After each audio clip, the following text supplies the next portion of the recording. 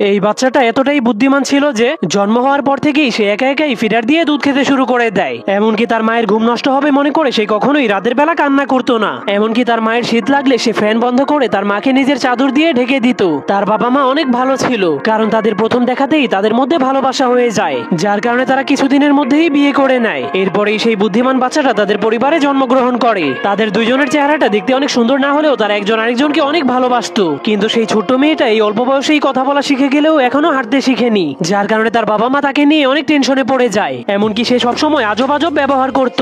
এর কয়েক বছর পর সে অনেক বড় হয়ে যায়। তার 4 বছর বয়স হওয়ার পর সে তার মাকে সকল কাজে সাহায্য করত আর নিজের রুমটাকে সবসময় পরিষ্কার করে রাখতো। এমনকি সে তার বাবার সাথে দাবাও খেলতে পারতো। কিন্তু একদিন তার বাবা মায়ের মনে হয় এখন তাকে কোনো ভাই বোন দেওয়া দরকার। কিন্তু মেয়েটা তার বাবা মাকে বলে আমার কোনো ভাই বোনের প্রয়োজন নেই।